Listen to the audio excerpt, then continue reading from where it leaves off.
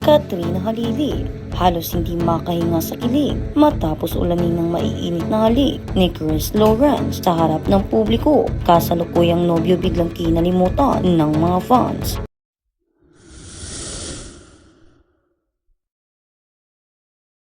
Isang nakakagimbal at tila nakakapasong kabanata ang yumanig sa mundo ng social media matapos masaksihan ng libu-libong manonood ang hindi inaasahang pagpapakita ng labis na katamisan sa pagitan ng mga dating magkarelasyon na sina Chris Lawrence at Katrina Halili. Sa kalagitnaan ng isang masayang livestream na umabot sa madaling araw, biglang nabalot ng matinding hiyawan at kilig ang buong platform nang gulatin ng sikat na mga awit ang aktres ng sunod-sunod na maiinit na halik. Ang inakalang simpleng batuhan lamang ng kanta at kwentuhan ay nauwi sa isang eksenang nagpapalaglag sa panga ng marami, kung saan malinaw na nakita ang pamumula ng labis na pagkabigla ng aktres na tila hindi na nakapagsalita sa tindi ng emosyon.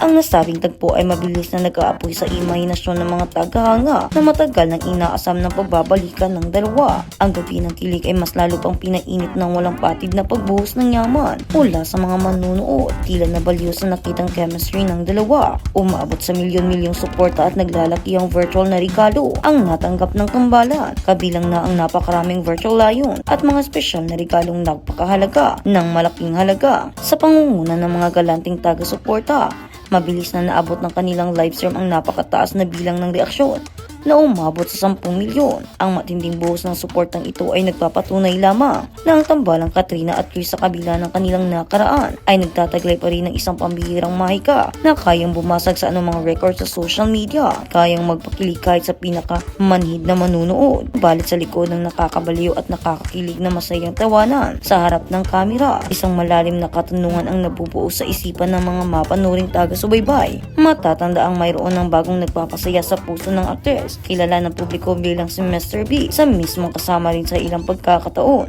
Ang labis na pagiging malapit at ang mga mapupusok na galawan ni Chris, nag-iiwan ng malaking palaisipan kung ito ba ay bahagi lamang ng isang masayang fan service upang pasahin ang madla o may mga itinatagong apoy pa rin mula sa kanilang nakaraan na pilit muling pinag-aalab. Ang sitwasyong ito ay nagpapakita ng komplikadong mundo ng showbiz, kung saan ang hangganan sa pagitan ng professional na ugnayan at personal na nararamdaman ay madalas na lumalapo, lalo na kapag ang kapakanan ng kanilang anak na si Kitty, ang kasiyahan ng mga fans, ang nakataya. Sa kabila ng mga lumalalang espekulasyon at maiinit na intriga, patuloy na pinatutunayan ng dalawa ang kanilang husay sa pag-aliw ng tao sa pamamagitan ng pag-anunsyo ng kanilang mga susunod na malalaking kaganapan, kabilang isang inaabangang pagtatanghal sa isang kilalang bar sa Alabang at ang kanilang araw-araw ng pag-iri sa social media.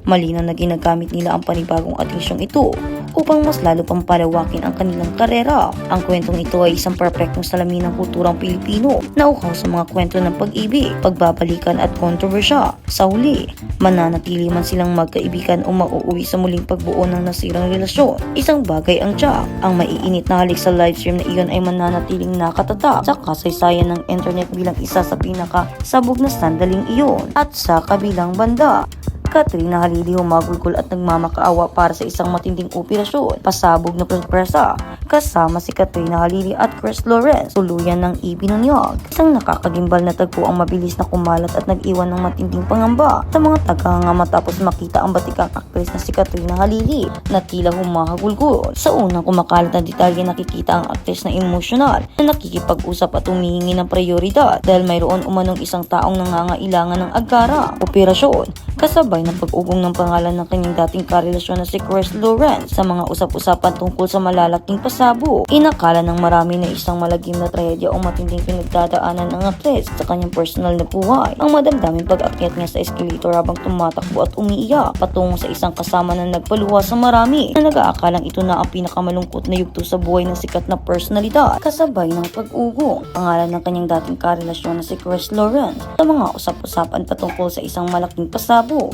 Inakala ng marami na may isang malagim na trahedya o matinding pinagdadaanan na aktres sa kanyang personal na buhay. Ang madamdaming pag-akyat niya sa escalator habang tumatakbo at umiiyak patungo sa isang kasama ay nagpaluwas sa marami na nag-aakalang ito na ang pinakamalungkot na yugto sa buhay ng sikat na personalidad. Subalit sa likod ng mga luwang pumatak at mga mukhang balisa, isang nakakatuwa at hindi inaasahang katotohanan ang kumulantang sa publiko. Ang inakalang madilim na senaryo sa ospital ay isa lamang palang napakagaling at mabilis ang pag-arte na plinano sa gitna ng sikat na pasyalan sa Grenville.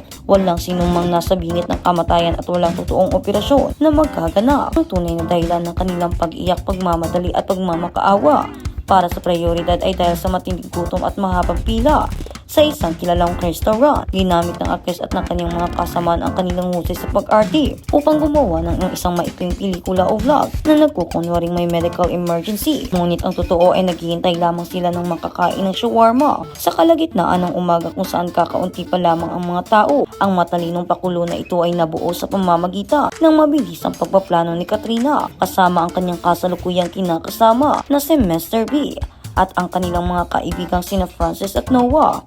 Ayon sa mga nakalap na impormasyon, nagsimula ang lahat dahil hindi na umano gumagana ang kanilang mga utak, dala ng matinding gutom habang nagpapalipas ng oras sa mall. Sa pagkabagot at paghihintay na isipan nilang gawing set ng pelikula ang labas ng restaurant at ang mga salamin ng establishmento. Ang linyang ginamit ni Francis na nagsasabi, ginanawanan niya ang lahat ngunit hindi talaga sila mabigyan ng prioridad. Tumutukoy lamang sa hindi nila pag-usad sa pela ng kainan at hindi sa isang doktor o ospital. Kahit na nahihirapang umiiyak at mag-i-internalize sa isang pampublikong lugar, matagumpay nilang naitawid ang eksena na nagbigay ng dubling kahulugan para sa mga manunood. Ang nasabing pasabog na surprise ay isang patunay na walang kupas ng dedikasyon ni Katrina Halili sa sining ng pag-arte. Maging ito man ay para lamang sa isang simpleng video online, inaasahan ng marami na magkakaroon ng malaking anunsyo tungkol sa kanila ni Chris Lauren. Ngunit mas minabuti ng actors na surprisein ang kanyang mga taga-subaybay sa pamamagitan ng pagpapakita ng kanyang masayahin at malikain at kalug na personalidad sa likod ng kamera. Ang pakikipagsabuatan niya kay Mr. B upang gumawa ng mga script at ang konsepto ng biglaan ay nagpapakita ng kanilang masayang dinamika. Sa ngayon,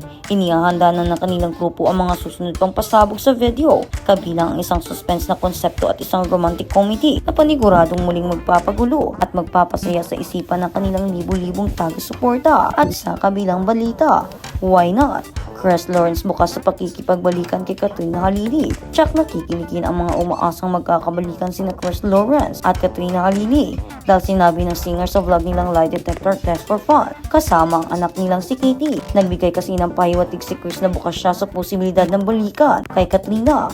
Isa sa mga tanong na ibinigay ay kung pareho pa kayong single 10 years from now. Sa tingin niyo ba may posibilidad pa rin na kayo pa pinang magkakataluyan sa huli? Unang sumagot si Chris at bahagyang tinawanan ang tanong, it's too far in the future. It's possible siguro 10 years. We're both single and if we're both single, why not? Nang tanungin naman si Katrina, sabi niya, hindi natin alam. Hindi natin alam kung anong pwedeng mangyari bukas or whatever. Hindi natin alam, hindi ko alam. Bukod sa posibilidad ng pagbabalikan, sinabi ni Chris na kahit alam niyang mauuwi sila sa breakup noon, pipiliin pa rin niyang pumasok sa relasyon kay Katrina. Syempre kasi, if I didn't, wala si Katie.